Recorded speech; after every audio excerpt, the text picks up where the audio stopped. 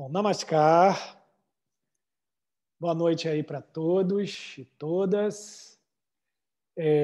Hoje o tema é quem eu sou. É um tema lindo, né? Profundo, maravilhoso. Normalmente a gente passa as vidas, né? Não é uma vida só, mas muitas vidas tentando entender o que a gente é. Ao longo nos outros encontros, a gente falou um pouquinho sobre Dharma humano, né? Dharma humano seria o que eu vim fazer aqui, né? Então é a nossa essência, a essência do ser humano.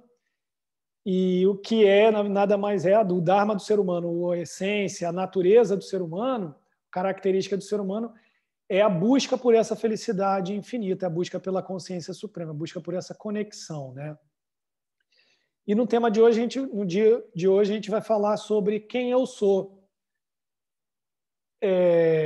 Essa é a grande pergunta, talvez, né? Mas muitas vezes a gente fica mais sem entender. A gente fala, beleza, eu sou um ser humano, mas a gente às vezes tem mais aflição por não entender muito bem isso do que o que eu vim fazer. Porque o que eu vim fazer parece que a vida ela vai jogando na nossa frente, né? Coisas para a gente fazer e a gente vai fazendo. Às vezes a gente vai redirecionando, eu quero isso, não quero isso.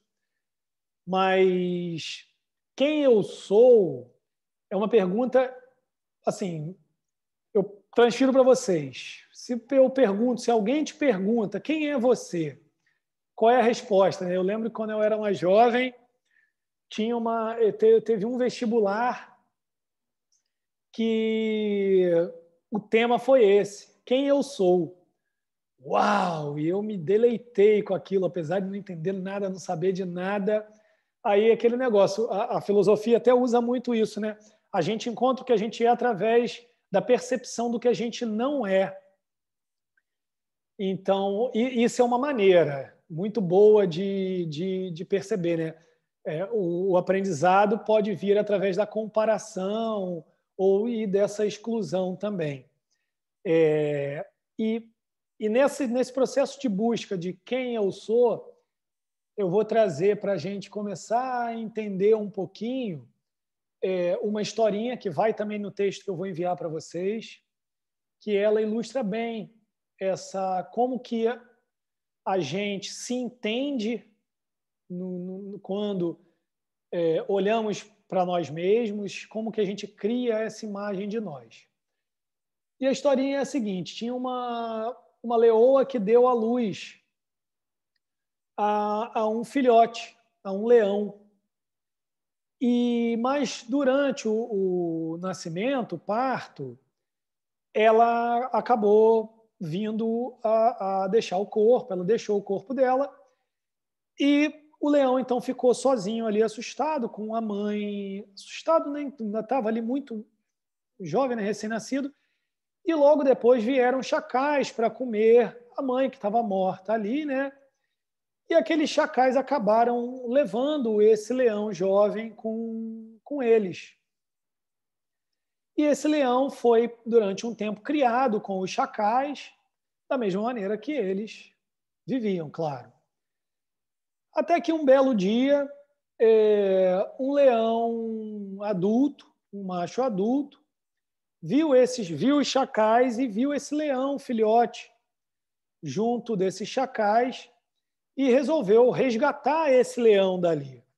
Percebendo que ele estava agindo como um chacal e tudo mais, ele pegou esse leão, ainda jovem, e levou ele de frente para um lago. E esse leão, ainda muito assustado, quando olhou para o lago, primeiro ele se assustou com aquela imagem, pois ele viu um leão, algo que ele estava acostumado a fugir, ele aprendeu isso com os chacais, né? Mas logo ele percebeu que aquele leão era ele mesmo. Então ele se reconheceu como um leão. E como que ele então não era um chacal que vivia de restos, vamos dizer assim. Ele era o grande leão, o rei da selva, que aquele animal poderoso, lindo. E o que essa história pode trazer para a gente, para ajudar a gente a entender quem nós somos? Nós, inseridos nessa sociedade que a gente está inserido, nesse país, nas nossas famílias, a gente vai, ao longo da nossa vida, recebendo muitas mensagens que indicam para a gente o que a gente é. E a gente acaba, isso é natural do ser humano, a gente acaba tendo aquilo como verdade pura, única. Se nós estamos numa família, vamos dizer assim, estamos numa família abastada, nós somos ricos, eu sou rico, eu sou branco, eu sou negro, eu sou homem, eu sou mulher, eu sou bonito, eu sou feio, a gente vai indo para padrões que são criados. Isso constitui dentro da nossa mente uma imagem do que eu sou. Quando isso, na verdade, não tem nada a ver com a essência do que eu sou, do que cada um de nós somos. A nossa mente, ela recebe todas essas informações e ela aceita isso. É necessário até, de certa forma, porque a gente precisa lidar com o mundo, a gente cria essas construções para poder lidar com o mundo e viver no mundo do jeito que ele está. Senão, talvez fôssemos taxados como loucos, e a gente não ia conseguir nem viver. Mas quando a gente, através de técnicas que a gente tem praticado aqui, e tem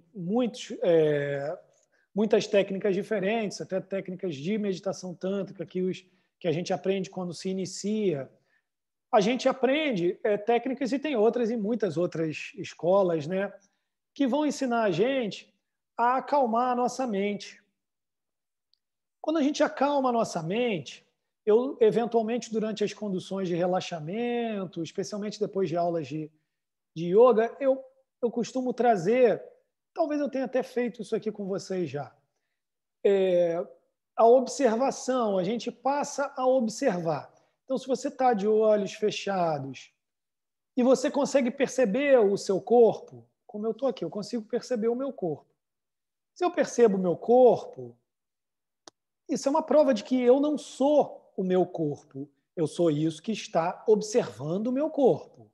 A minha essência não é o corpo, tanto que eu consigo observar ele. Isso é algo que, com um pouco de prática, de autoobservação, a gente consegue perceber isso como verdade. Talvez falando assim, sem a gente estar praticando, fique um pouco mais difícil de perceber. Mas quando a gente acalma, fecha os olhos e começa a se observar, a gente percebe o corpo. Meu corpo está rígido aqui ou não? Está doendo aqui ou não? E a gente até fala, o meu corpo. Então, eu sou o dono desse corpo, vamos dizer assim. Eu não sou o corpo. Até num nível mais sutil, quando a gente começa a pensar na mente, a gente pensa e a gente percebe, não, eu penso.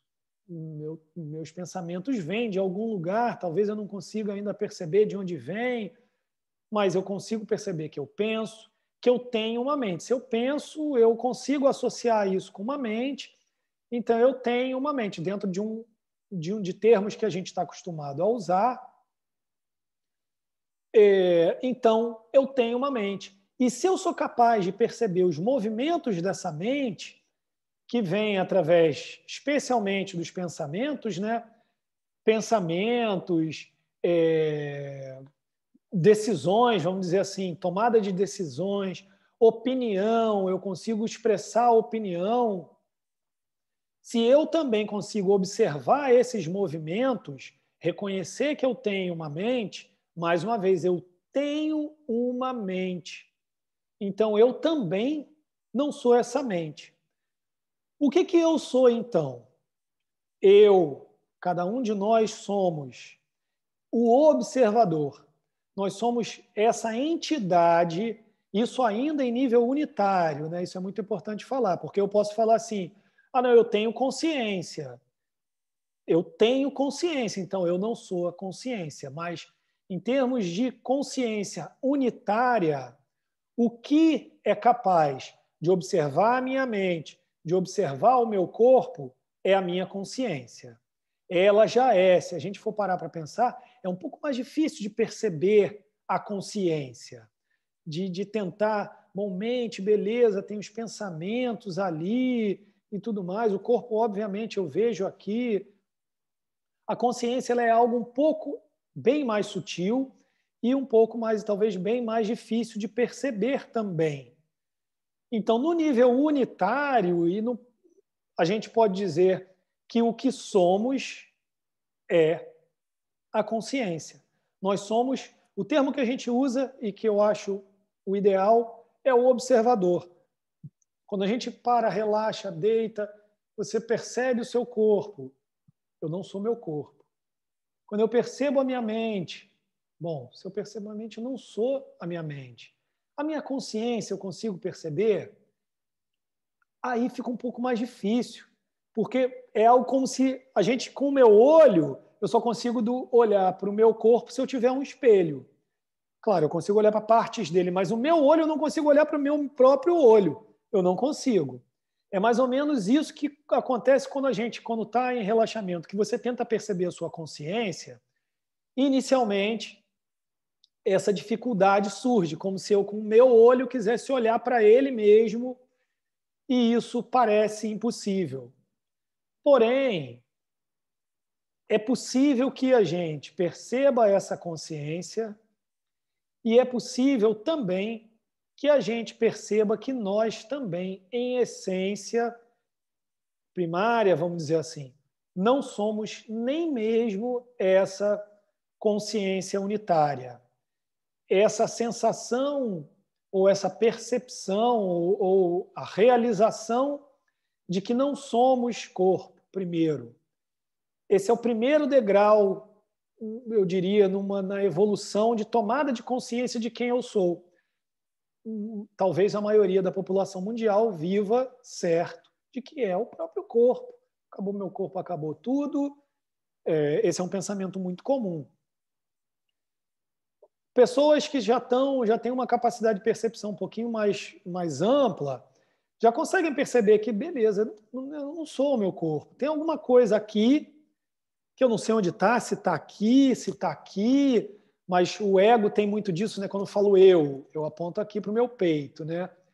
A gente não fala assim, eu. Talvez, mas o mais comum é a gente apontar aqui para o peito, né?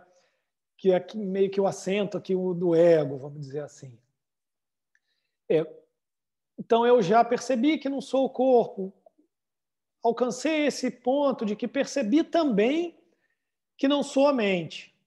A partir daí, é necessário realmente um mergulho um pouco mais profundo em técnicas que é sempre bom dizer que não existe uma técnica perfeita para todas as pessoas, não existe isso, cada um tem que encontrar o seu caminho de autopercepção ou o seu caminho de mergulho em si, de qual ferramenta vai me permitir encontrar quem eu sou. Para isso, é muito importante, como aquele leão mais maduro, vamos dizer assim, que foi lá e pegou o leão mais jovem e mostrou a ele aquela água, fica muito mais fácil o nosso caminho se a gente tiver um guia, que no yoga a gente chama de guru. O guru, na verdade, isso dentro do yoga mesmo a gente diz, isso está lá no textinho de vocês, o guru é a consciência suprema. O mestre verdadeiro é a própria consciência suprema. Qualquer ser que venha, ele pode ser para nós, para você, a tua escolha de guia. Então, de mestre. E você pode até ver nele o seu guru. Ele vai ser a pessoa que vai representar ou expressar a própria consciência suprema, fazendo com que você pare de olhar para si e comece a olhar para esse espelho, para esse reflexo. Nós somos o reflexo, a nossa mente, a nossa consciência nada mais é do que o reflexo da consciência suprema. A nossa mente nada mais é do que o reflexo da mente cósmica. E a gente normalmente não percebe isso. A gente está ali como numa noite de lua cheia. Se você olha para uma poça de água, paradinha, uma água limpa, numa noite linda também. A lua, você olha para ela lá e você olha para ela ali, é aparentemente idêntico, é a mesma coisa. Só que, quando a água está turva, quando a água está mexida, o reflexo já não fica o mesmo. E isso acontece, e é por isso que a gente muitas vezes não consegue perceber que nós mesmos somos a expressão da consciência suprema, da consciência cósmica. Porque nós temos tanta sujeira na mente. Não é no sentido pejorativo que eu estou falando, não, de coisa ruim. Mas a gente carrega tantos estímulos, a gente carrega tanta coisa dentro de nós que a nossa mente está agitada. Essa água ela não para e não permite que a gente está olhando para a água, igual o leão lá, mas a água está agitada, está turva, e aí a gente não é capaz de perceber o nosso reflexo nessa água. As técnicas de meditação, de asana e tudo mais, elas são, na minha opinião, a melhor ferramenta que a gente pode ter para acalmar essas águas da mente. E por mais que seja por um milésimo de segundo, vamos dizer assim, durante a prática, claro, isso não acontece uma vez. Pode até acontecer, isso é maravilhoso se acontecer. Aí é porque tinha que acontecer mesmo, mas normalmente é um caminho a ser trilhado. Eu não vou. Se as posturas de yoga foram desenhadas, vamos dizer assim, trazidas para que eu possa regular o funcionamento do meu organismo, eu não vou conseguir isso fazendo asana uma vez, fazendo posturas uma vez, nem uma semana, nem um mês. Isso é manutenção. Nosso corpo precisa de manutenção. Mas, claro, se eu não faço, quando eu começo a fazer, normalmente a gente sente os efeitos logo assim de cara, já sente muita coisa mudando, inclusive na mente. Lembra de biopsicologia.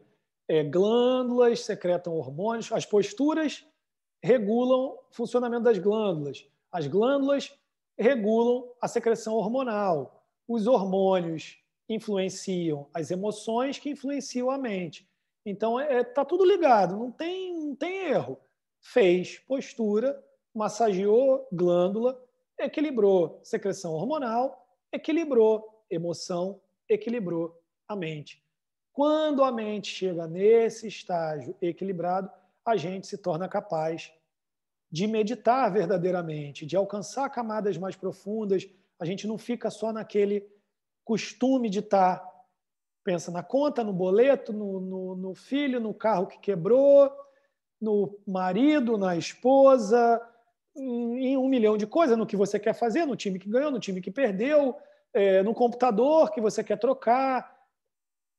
Todas as coisas da nossa vida fazem parte da nossa vida. O que a gente não conseguiu ainda muito bem, e a vida, esse sistema tem nos afastado dessa capacidade, é de usar um pouco mais outras camadas da mente. A camada da mente consciente, ela está aqui, a gente tem que usar, beleza.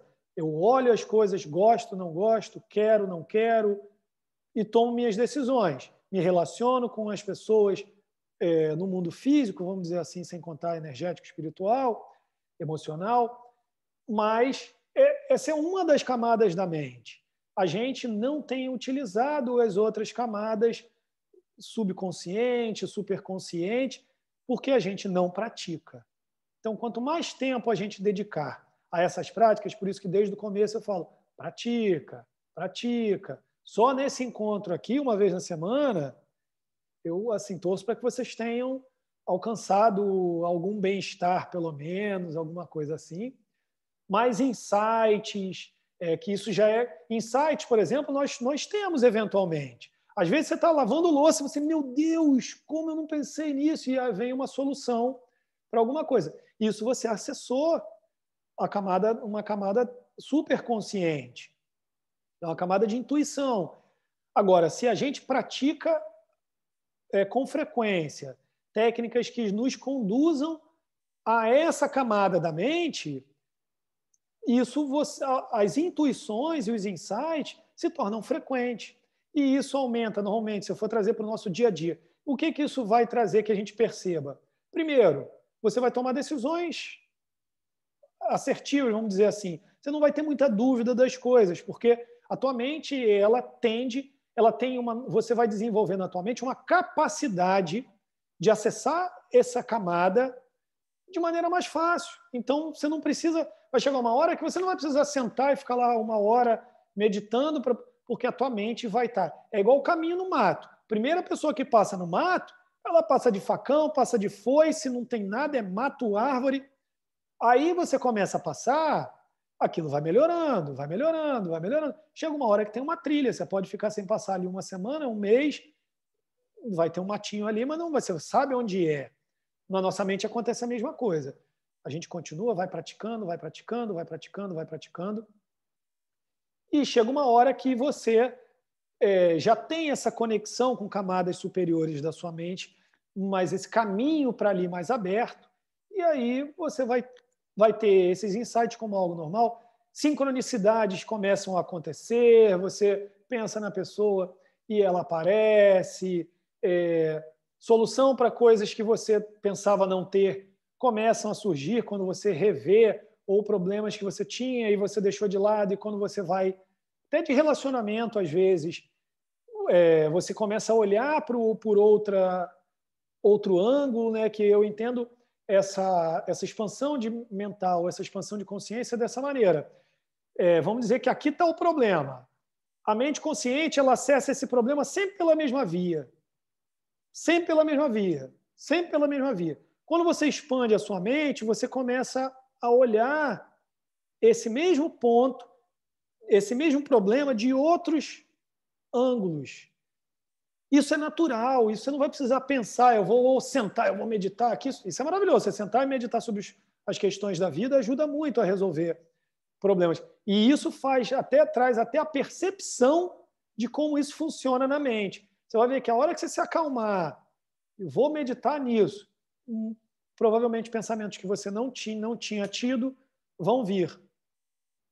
Mas isso requer prática para que a gente nossa mente possa se acalmar, a gente possa olhar esse espelho que somos esse espelho, esse reflexo da consciência suprema, e se identificar ali.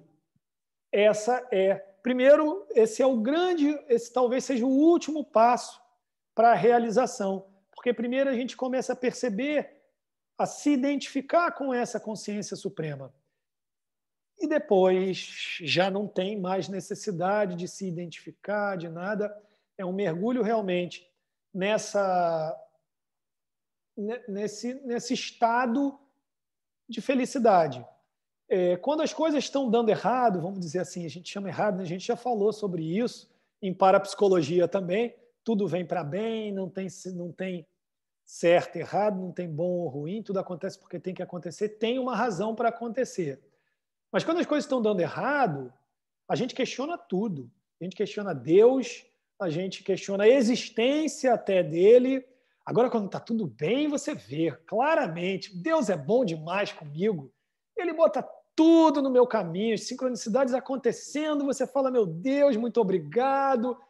Agora, quando não, xinga, reclama, eu acho que essas coisas não existem mesmo, eu vim para ser azarado mesmo e não é para eu conseguir isso, e você vai colocando barreiras e barreiras e barreiras e barreiras, até que chega uma hora que você não aguenta mais. Esse normalmente é assim, quando o negócio começa a dar ruim e você começa a largar, normalmente a primeira coisa que a gente deixa é as práticas espirituais. para de ir para a igreja, para de ir para o centro, para de rezar, você vai parando tudo. E o negócio vai piorando. Para de meditar, vai piorando, vai piorando, vai piorando. Até uma hora que você não aguenta mais. Aí quando você não aguenta mais, normalmente, para quem já tem um pouco de percepção, a primeira mudança que se faz não é no trabalho que deu errado, não é no relacionamento, não é na prática espiritual. Aí você fala, beleza, agora não tem mais jeito. É aquela história do fundo do poço, né? Fundo do poço tem mola assim. Bateu lá, você volta. Não tem mais para onde ir mesmo, então você volta a escalar. E aí, quando você começa a voltar às suas práticas, ou quando você começa a se conectar, isso, como eu disse, é um caminho ainda de altos e baixos, mas para que haja esse altos e baixos, a gente tem que começar, a gente tem que procurar. Quem nunca experimentou nenhuma conexão com esse entendimento assim do que sou, de espiritualidade, não tem como saber. Acontece, claro, é normal que a pessoa entra num estado, por isso tanta gente depressiva, porque não há, a gente está percebendo que não há felicidade na matéria. A gente pode viver feliz na matéria, mas a felicidade não está nela. A felicidade está em algo, por isso a gente, como eu já disse, conversamos também, por isso que a gente tem dinheiro e a gente quer mais dinheiro. Não importa quanto você tem, você sempre vai querer mais. A gente tem poder e a gente quer mais poder, por mais que isso seja de maneira benéfica, vamos dizer assim, eu falei assim, parece que ganância pura por ganância pura, não. A pessoa pode ter dinheiro e querer mais, mesmo que queira ajudar, que queira fazer o bem, mas é comum, é natural do ser humano, e isso a gente chama de sede pelo infinito. Isso é uma parte inerente ao ser humano. Nós buscamos o infinito porque esse é o nosso Dharma. Nós encarnamos para buscar trilhar esse caminho. Aí lembra de ciclo da criação. Nós viemos da consciência cósmica e fazemos o caminho de retorno para ela. Então a gente veio para ter essa sede pelo infinito mesmo, para cumprir o nosso Dharma de buscar essa conexão e essa imersão na consciência suprema, mais uma vez, para aí voltar aqui a esse plano, se a gente quiser ou se não quiser, a gente permanecer lá. Esse eu posso dizer para vocês que é talvez o principal, apresentar para vocês essa percepção, talvez seja a essência de todos esses encontros nossos aqui. A gente falou sobre muitos assuntos, falamos sobre alimentação, parapsicologia, biopsicologia, muitos temas a gente falou. Mas o mais importante de tudo isso é para que a gente pudesse chegar nesse ponto aqui, capazes de perceber um pouquinho do que a gente realmente é. E nós temos toda a vida para isso, nós viemos também para buscar essa conexão, essa essência. Então, eu espero que nesses nossos encontros que tivemos, algo tenha sido plantado aí em vocês para que vocês continuem buscando, não importa o caminho, não importa a ferramenta que vocês sentem que é a melhor para vocês. Importante, aí eu digo, sem medo de errar, é que vocês cuidem do corpo de vocês, saúde física, cuidem da mente de vocês, saúde mental, e aí vai vir o espiritual. Sem um corpo físico saudável, não é possível ter conexão espiritual. Não é possível. A não ser que seja, aí a gente chama dentro do yoga de graça do guru. Aí é como se caísse um raio em você e você se conecta com Deus mesmo e pronto. Aí talvez seja um esforço que você fez em outras vidas. Isso é comum também. Muita gente, às vezes, vem. A gente vê aquelas pessoas que estão, às vezes, em meios terríveis, mas são pessoas iluminadas. A pessoa ela trabalhou em outras vidas por isso, mas fora isso, e mesmo essas pessoas precisam buscar sempre cuidar do corpo, cuidar da mente. Essas são as ferramentas que a gente recebeu para trilhar esse caminho de retorno à consciência suprema. Hoje o tema é bem curtinho, é só isso mesmo que eu queria conversar com vocês e repito que espero que nesses encontros algo tenha sido plantado aí para que vocês busquem dentro do que dá prazer para vocês, porque o prazer também é muito importante, que dentro do que dá prazer vocês encontrem esse caminho dessas respostas do que cada um de vocês são. Esse eu entendo para mim que é algo que é uma busca que não acaba, mesmo que a gente seja capaz de conectar com a consciência suprema através da meditação ou qualquer outra ferramenta, que a gente entre em samadhi, que a gente mergulhe na consciência suprema, se perca, saia dessa relação tempo-espaço e sinta tudo isso, essa maravilha do que realmente somos, depois a gente volta para cá. Então, quando a gente volta para cá, ter essa consciência facilita muito viver. A gente fica com menos ansiedade, apesar de todas as pressões, e vivemos bem, porque eu entendo que a gente tem que buscar isso. Ponto. Viver bem. Fazer o bem, cuidar de si, cuidar do outro, que quando a gente cuida da gente e estamos bem, a gente percebe que a gente tem saúde suficiente para cuidar do outro e vamos cuidar do outro. E quando a gente conecta lá com a consciência suprema e tem essa verdadeira percepção de que somos a consciência suprema, ou que viemos dela enquanto estamos encarnados, percebemos que todas as outras coisas vieram dela também, aí a gente vive essa sensação de que eu também sou o outro, isso que todo mundo fala aí, somos um. Isso é muito lindo de ouvir, mas é difícil pra caramba de viver, de entender, mas nada mais é do que isso. Por isso que eu ficava, quando eu comecei o meu caminho de entender melhor a espiritualidade e tudo mais, eu ficava encantado que o Dada falava que a gente tem que cuidar. Falava, não, sei lá, isso daqui tem consciência, isso daqui é uma borrachinha, não sei se dá para vocês verem. Isso daqui tem consciência, é muito pouco desenvolvida, mas tem consciência, você tem que cuidar. Ela está passando por um momento, um estado evolutivo, e ela, por enquanto, isso daqui foi um vegetal, né? Borracha é látex, agora eu não sei, vegetal depois que seca, o que vira, né? Mas é como um mineral, uma pedra. Uma pedra é um mineral, é o reino mineral. Então, eu aprendi a partir daí que eu não devo maltratar nem mesmo uma borracha. Não vou jogar ela com raiva, não vou, porque isso também está em mim. E é fácil de perceber, talvez eu já tenha citado esse exemplo, que a relação com todas as coisas fica melhor quando há carinho, quando há amor, quando há essa conexão verdadeira. Uma porta, se eu costumo chutar, bater, ela vai durar muito menos, ela vai viver muito menos e vai me servir muito menos, por muito menos tempo.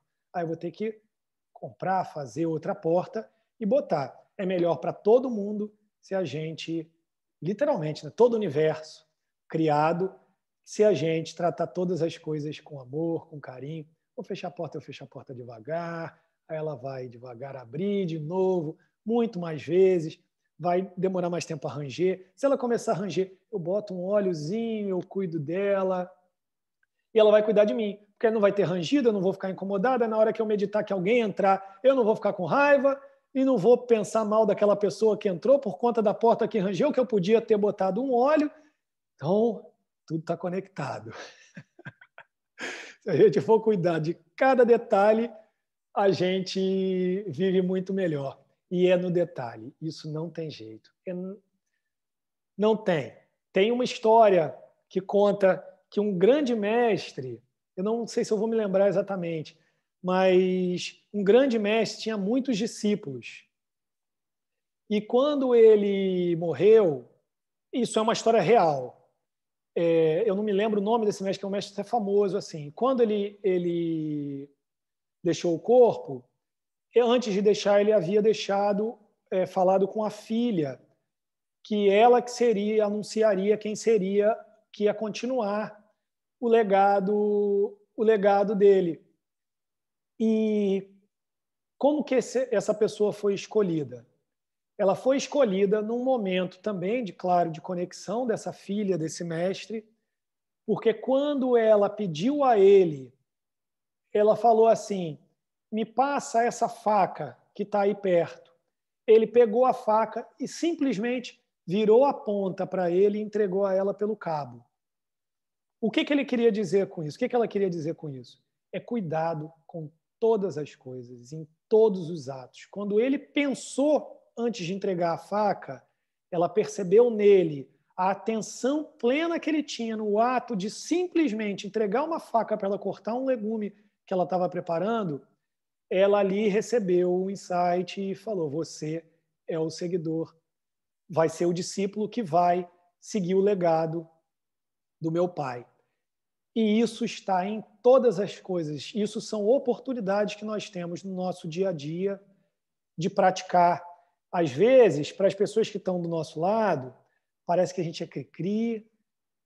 Não esquenta a cabeça com isso. Não esquenta a cabeça com isso. Se a pessoa não se incomoda, deixa ela não se incomodar. Mas nós, olhando para nós mesmos, é muito importante que a gente vá em cada detalhezinho, tratar as coisas com amor, com cuidado, lembrar de Madhuvīdya, do doce conhecimento de que tudo é expressão da consciência suprema. Então, até a hora que o filho grita, ele está ajudando a gente a praticar a paciência, ele está sendo uma ferramenta de Deus para que a gente possa se desenvolver. E nesse caminho a gente vai bem. Um dia a gente chega lá, uma hora a gente chega lá, vamos sem pressa, que o pessoal diz aí, né, que correr só ajuda a tropeçar. E tropeçar é pior, machuca um pouquinho às vezes. Vamos devagar. Muito obrigado por terem ouvido. Vamos agora meditar um pouquinho para a gente praticar. Assim, aqui a gente se obriga a isso. Eu espero que vocês, repito, pratiquem em casa. Vamos lá, desligando nossas câmeras.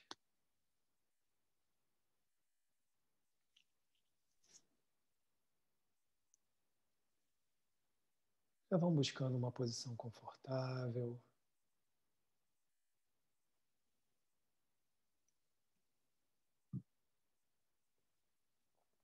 Observe o seu corpo.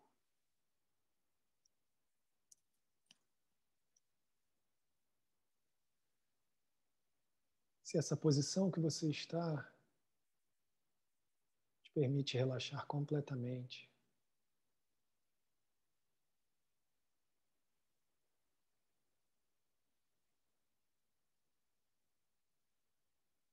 Observe seu corpo e sua mente. É muito comum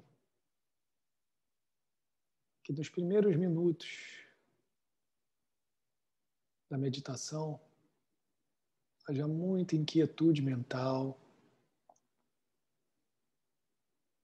talvez um desejo de que o processo termine logo.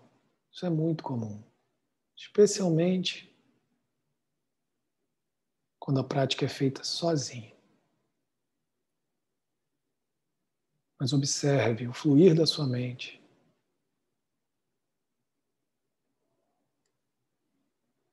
Perceba que com o uso das técnicas, sua mente vai acalmar.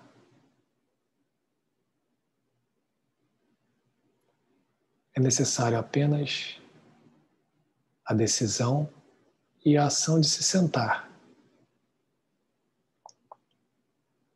1 minuto, 2 minutos, 5, 10, 1 hora.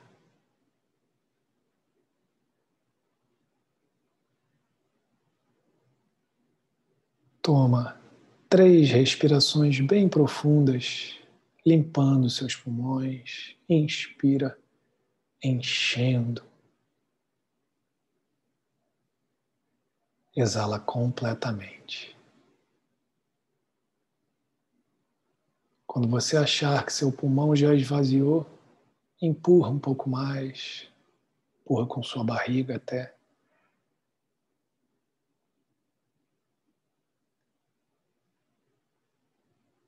Por 3 vezes. E depois libera a sua respiração.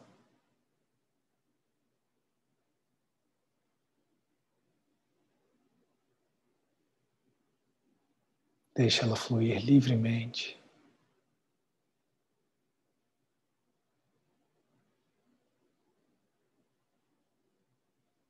Perceba o ar puro que você respira.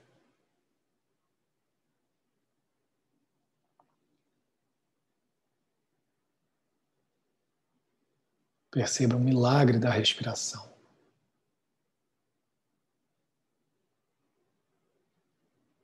Aparentemente nada entra, mas esse nada aparente mantém sua vida.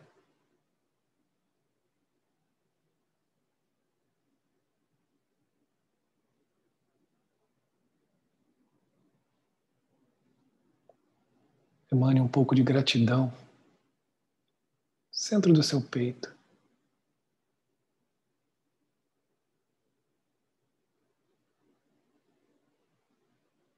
Agora emane muita gratidão pelo ar,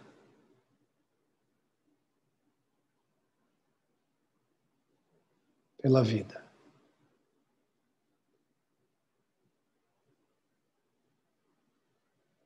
Não bloqueie fluxos mentais, pensamentos.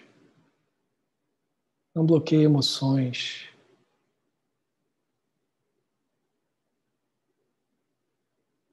Exercite a percepção das emoções, eventualmente forçando a gratidão, o amor.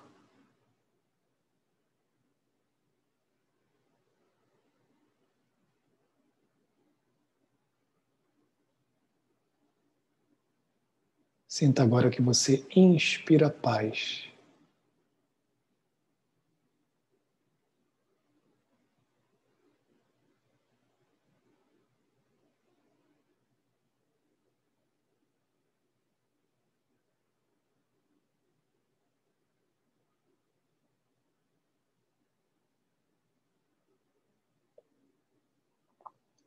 Sinta essa paz preencher seu corpo.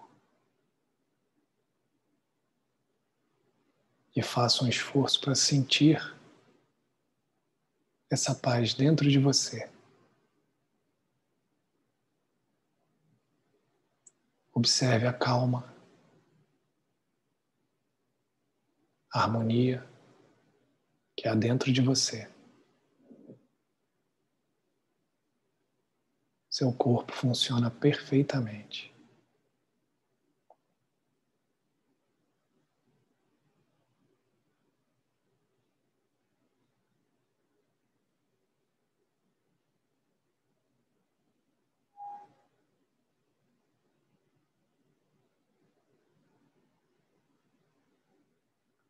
Você então observa um brilho no centro do seu peito. Tome um momento para observar. Veja se há alguma sensação nesse ponto.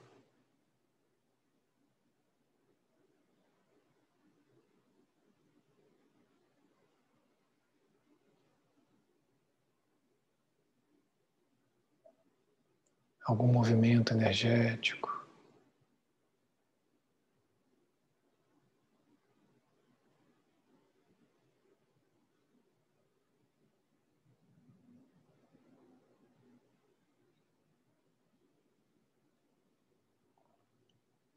Agora veja esse brilho preencher todo o seu corpo.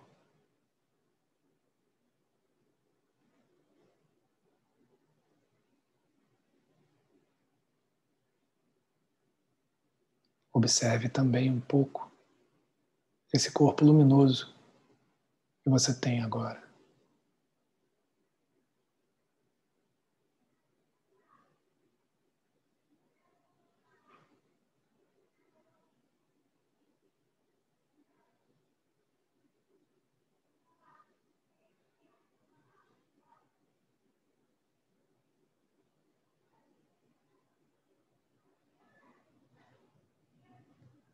Veja e sinta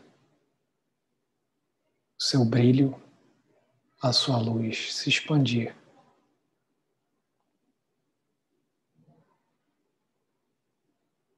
Seu corpo perder a forma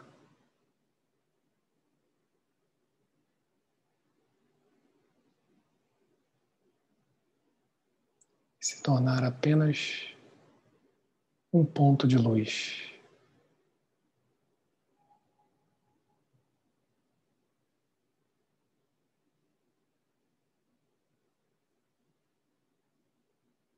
Que se expande, cresce,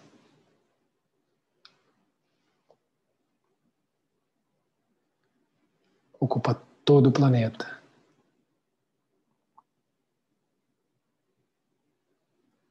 Trilhe esse caminho de expansão mental. Ocupe agora toda essa galáxia.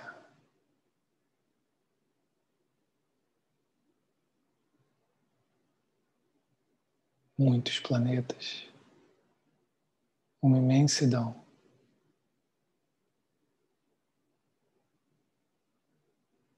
Faça com que sua luz se expanda a todo o universo.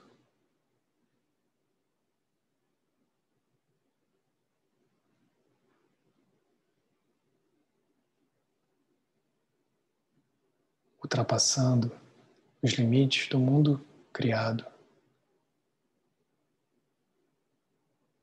você alcança o infinito.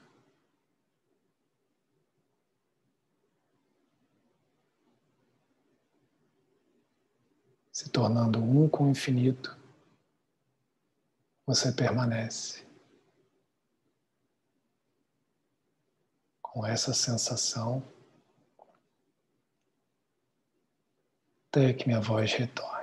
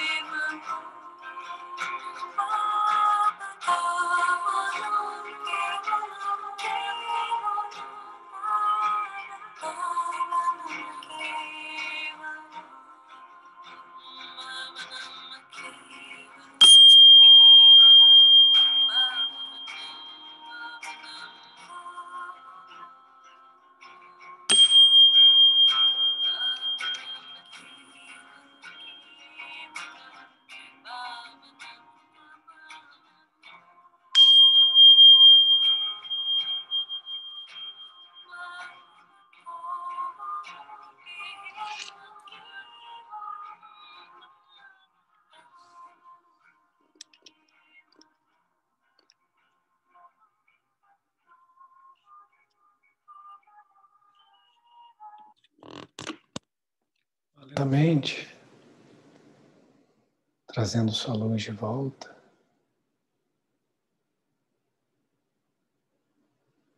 Seu brilho se retrai, ocupa o universo, galáxia, o planeta. Seu corpo toma forma e o seu brilho se guarda no centro do seu peito.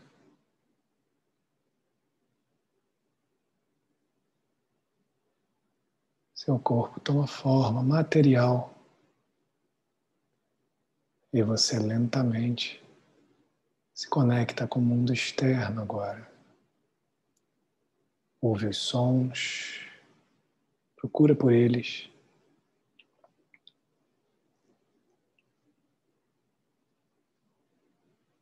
Ouve o seu corpo.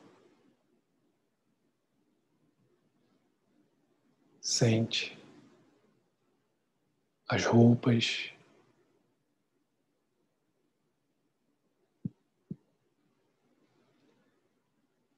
Começa movimentando as extremidades do seu corpo, desfazendo a postura,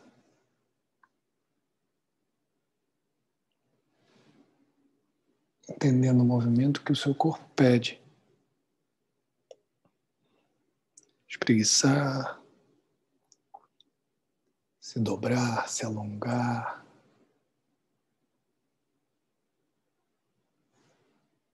Entregue para o seu corpo o que ele agora deseja.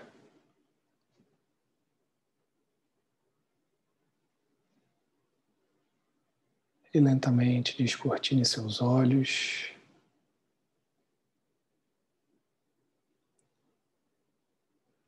Voltando para a sala. Abrindo a câmera.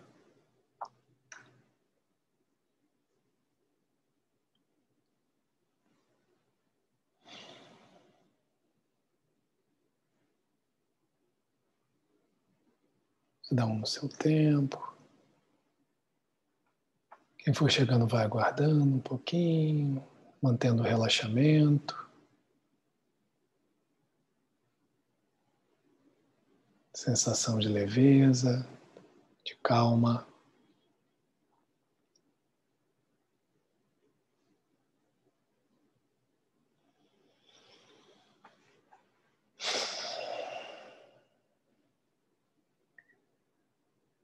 Espero que vocês estejam bem, todos por aí. Hoje, como a gente falou no começo, é um tema bem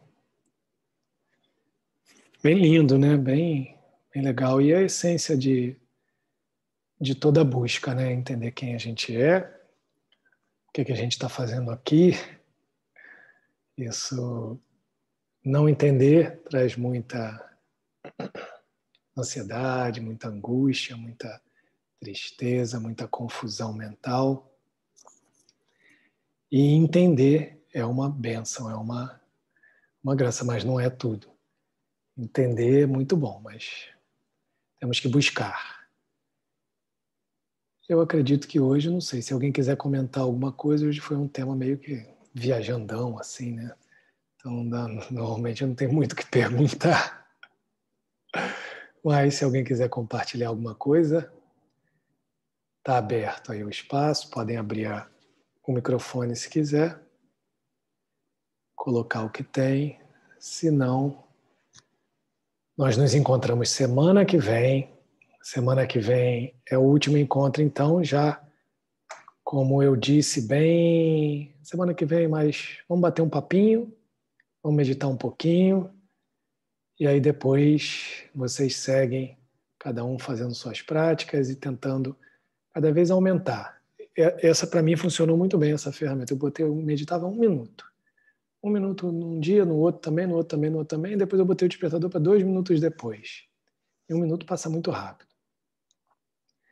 Aí devagarzinho foi aumentando. De um dia na semana eu passei a fazer 2, de 2 passei a fazer 3, de 3 passei a fazer 4, até que isso se tornou prazeroso e hoje eu sinto falta quando não medito, apesar dos dias de revolta que a gente sempre tem, né? Que aí eu não vou fazer só porque eu não quero mesmo e pronto. A gente também tem que se permitir. Gente, obrigado pela companhia. Boa noite, namaskar para todos, para todas. Boa Até noite, semana que vem. gratidão, Kiko. Um abraço grande. Até para todos. Boa noite. Tchau, boa noite.